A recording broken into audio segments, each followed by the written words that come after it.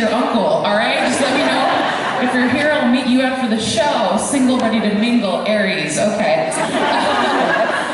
But I mean, here's what it is, man. Spring, at the end of the day, we're animals. Let's be real, we're animals. And what is spring? Spring is crush season, everybody. Crush season. I love a crush. I love a crush, you know? Because a crush will get you to do something silly like go to work early, you know what I mean? Just so you can get a glimpse of them, you know? A crush will get you to do something silly like wash your hair so when you walk by you smell delicious, okay? I had a huge crush on my coworker once and I was like, let's break some HR rules, okay? He was so fine. He would walk by my desk every morning, 8:45 like clockwork, okay? He walked around with a metal clipboard. I was into that shit. I was like, ooh. He was a young David Duchovny, okay? Yes, he looked like a young David Duchovny. I'm talking like season 2 X-Files, all right? And did I want to believe? This man was so fine. I was like, he'd walk by my desk and I'd go,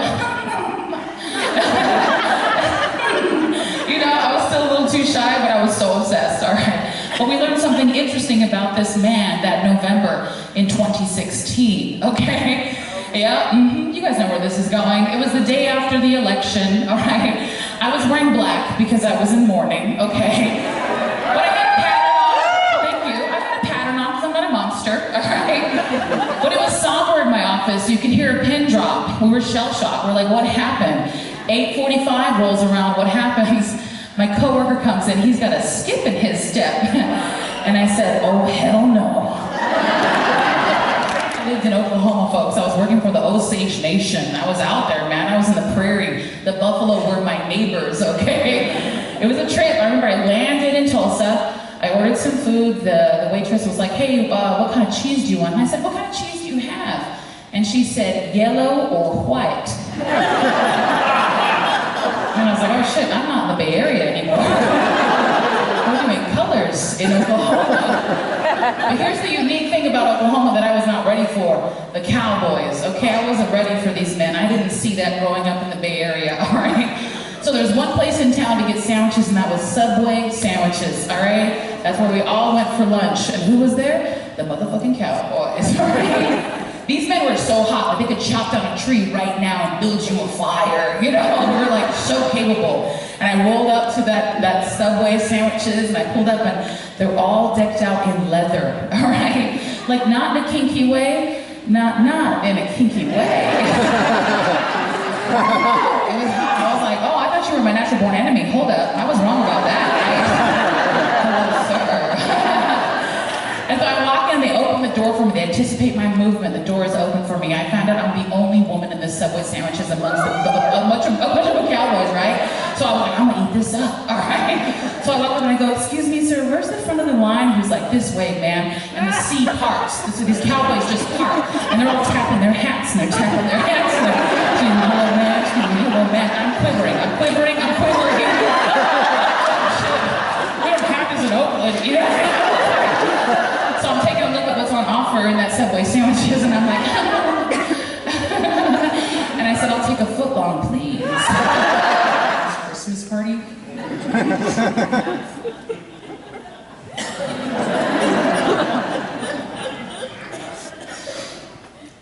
Participating in a tribal Christmas party is the most soul-crushing experience. But you always say yes because it's Christmas time and you're broke and they are feeling very charitable. They're throwing money at you.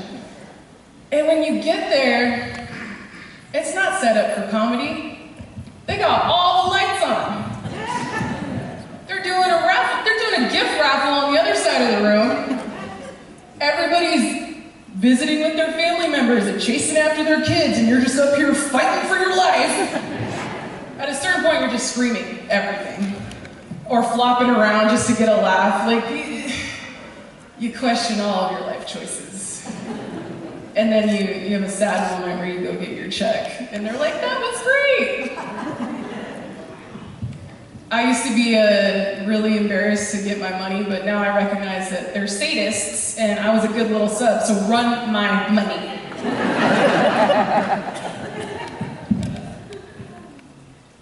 A couple years ago, I got hired by a tribal, I think it was like a natural resources department. They said, come out, do some comedy, be the host. I said, all right, you got it. This was the most disrespectful event I had ever been to. I was mid-joke, and the director of the department came up and got on the other mic and went,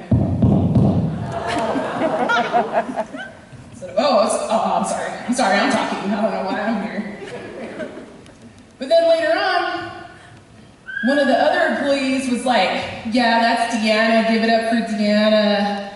She's from San Diego, so you know she's rich. And I said, oh, it really be your own people sometimes. I said, oh, okay. You wanna know how broke ass I really am? I said, you guys got tribal IDs? You guys got that? Yeah. Is it made out of plastic? They're looking at me like I'm asking stupid questions. They're like, of course. So yeah, you know what my tribe sent me? A piece of construction paper and some laminating paper. I had to laminate it myself. Shit was handwritten. They printed out a photo that I emailed from my phone.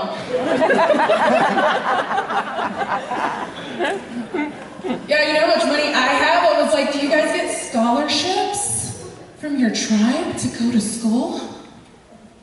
They're like, oh, yes. And I said, I get good luck. And I try not to hate on the tribe because they don't accept federal money. That's why we're poor. They're standing on business, but God, I would like some help. And I said, yeah, I live in San Diego, but I live in the hood. At my grandma's house. In the house her father built. That thing's falling apart. I said, there was a time when it was raining. And my grandma sat there, I'm unemployed, I can't help. And she's like, what are we gonna do? The roof is leaking. And I said, you know what? I'm gonna get on Tinder, right? I got a plan. I'm gonna get on Tinder. I'm gonna find a carpenter.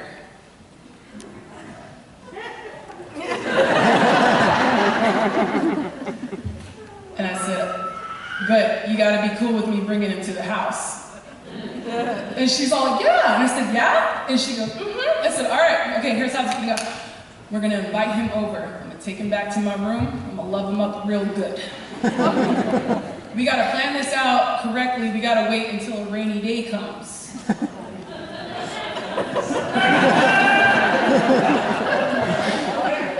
I'm gonna exhaust him so he passes out. I wake up in the morning, I make him breakfast. I invite him out to the living room and feed him, and we just let him discover the problems.